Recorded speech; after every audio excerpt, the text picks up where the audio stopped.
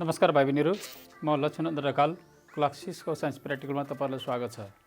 आज हामी life process च्याप्टरबाट एउटा एक्सपेरिमेन्ट गर्दैछौँ। आज हामी स्टार्च कसरी टेस्ट गर्ने त्यो सम्बन्धी एक्सपेरिमेन्ट गर्दैछौँ। यसको लागि आवश्यक सामग्रीहरू: हरियो पात। भाइ बहिनीहरू, यो पात टिप्दाखेरि कम्तीमा पनि 2-3 घण्टा घाममा रहेको हुनुपर्ने छ। बिकर र test tube, petri dish, forceps,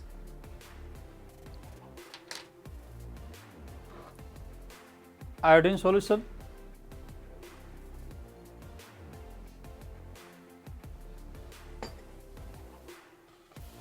spirit,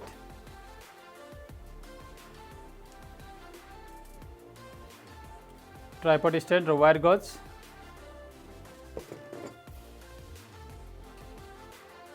burner र बर्नर जलाउनको लागि सलाई। तपाईँ पनि आजको एक्सपेरिमेन्टमा थ्योरीमा खासै केही लेख्नु पर्दैन। अब हामी सिधै एक्सपेरिमेन्टतर्फ जान्छौँ। बिकरमा करिब 100 ml जति पानी लिने, त्यसपछि 2वटा जति पात बिकरमा राख्ने र यसलाई करिब 10 मिनट जति उमाल्नु पर्ने हुन्छ।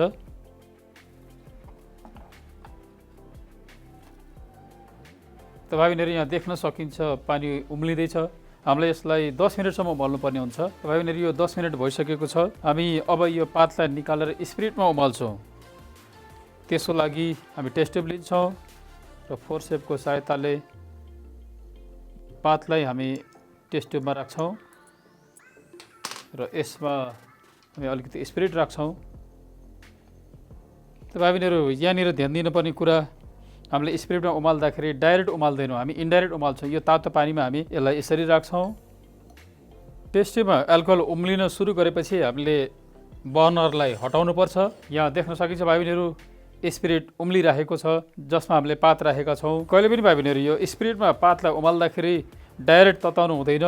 स्पिरिट डाइरेक्ट तताउँदाखेरि यो बाफमा परिणत हुन्छ र यसले आगो टिप्न सक्छ, आग लागि हुनसक्छ। त्यसैले कहिले पनि तताउँदाखेरि डाइरेक्ट तताउनु हुँदैन। यो यसरी पानीमा उमाल्यो हामीले पातलाई, त्यसपछि स्पिरिटमा उमाल्यो। यसको कारण के हो त भन्दाखेरि पातमा भएको क्लोरोफिललाई हामीले हटाउनुपर्छ।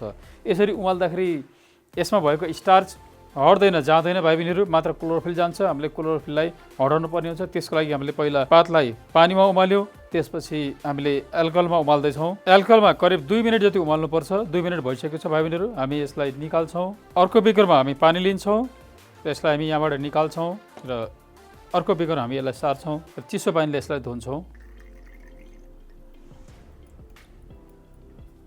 तपाईँ पनि यसमा रहेको क्लोरोफिल लगभग सबै हटिसकेको छ। हामीले यसलाई चिसो पानीमा धुयौँ भाइ बहिनीहरू। त्यसपछि यो चिसो पानीबाट निकालेर पेट्री डिसमा फैलाएर राख्नुपर्ने हुन्छ। यसलाई हलुकासँग फैलाउनु पर्ने हुन्छ भाइ बहिनीहरू, च्यातिन सक्छ। यसपछि ड्रपरको सहायताले हामी आयोडिन राख्छौँ।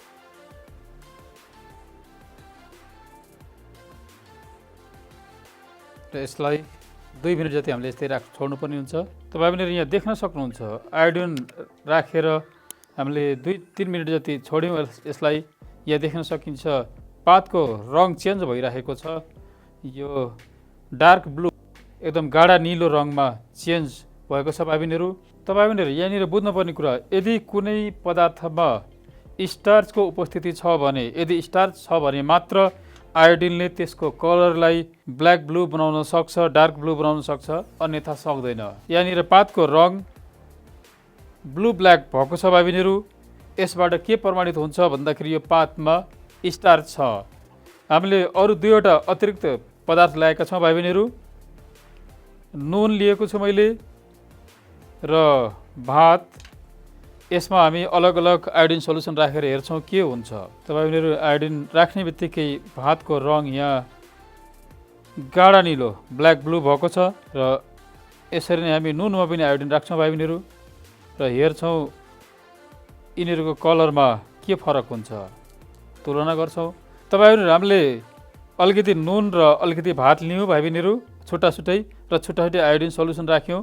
भातमा आयोडिन सोल्युसन राख्ने बित्तिकै भातको रङ एकदम गाढा निलो भएको छ, डार्क ब्लू भएको छ भाइ बहिनीहरु। तर यहाँ नुनको रङमा खासै परिवर्तन भएको छैन। जुन यहाँ रङ देख्न सकिन्छ भाइ बहिनीहरु, यो आयोडिनको रङ हो। यहाँ नुनको रङ किन ब्ल्याक ब्लू भएन? अथवा गाढा निलो भएन भन्दाखेरि नुनमा स्टार्च छैन भाइ बहिनीहरू, तर भातमा स्टार्च छ, जसले गर्दा यसको रङ ब्ल्याक ब्लू भएको छ। त यहाँ पातको रङ जस्तै यहाँ भातको रङ पनि चेन्ज भएको छ भाइ बहिनीहरू। त यसबाट के प्रमाणित हुन्छ भन्दाखेरि भातमा स्टार्च छ तर नुनमा छैन। त यसरी नै भाइ बहिनीहरू विभिन्न किसिमका खाद्य वस्तु लिएर हामी आयोडिन राखेर टेस्ट गर्न सक्छौँ। कुन खाद्य वस्तुमा कुन खाद्य पदार्थमा स्टार्च छ कुनमा छैन भन्ने कुरा हामी सजिलै पत्ता लगाउन सक्छौँ। त भाइ बहिनीहरू यो एक्सपेरिमेन्टबाट यहाँहरूले पातमा स्टार्च भयो नभएको कसरी परीक्षण गर्ने, कसरी थाहा पाउने भन्ने कुरा सिक्नुभयो। त भाइ बहिनीहरू यसरी आजको एक्सपेरिमेन्ट करिब सकिएको छ। आजको एक्सपेरिमेन्टको अब्जर्भेसन, यहाँहरूले यो एक्सपेरिमेन्टमा के अब्जर्भ गर्नुभयो, आयोडिन राख्दाखेरि के भयो, कसरी रङ चेन्ज भयो, कुन रङमा चेन्ज भयो, जे अब्जर्भ गर्नुभयो त्यो कुरा अब्जर्भेसनमा लेख्नुपर्ने छ।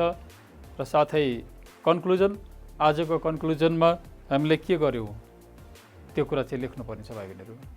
त भाइ बहिनीहरू तपाईँहरूलाई एक्सपेरिमेन्ट कस्तो लाग्यो त? कुनै सल्लाह सुझाव एवं प्रतिक्रिया भएमा तल रहेको कमेन्ट सेक्सनमा लेख्नुहोला। यदि तपाईँहरूलाई यो एक्सपेरिमेन्ट मन पर्यो भने कृपया लाइक तथा सेयर गरी धेरैभन्दा धेरै साथीभाइमाझ हाम्रो यो शैक्षिक अभियान पुर्याउन मद्दत गरिदिनु होला। साथै सब्सक्राइब बटनलाई क्लिक गरी नयाँ नयाँ भिडियोको बारेमा जानकारी पाउन नजिकैको बेल आइकन थिच्न नबिर्सिनु होला। हस्त भाइ बहिनीहरूलाई यति नै, फेरि अर्को एक्सपेरिमेन्टमा भेट हुने नै छ। तबसम्मको लागि बिदा चाहन्छौँ। धन्यवाद।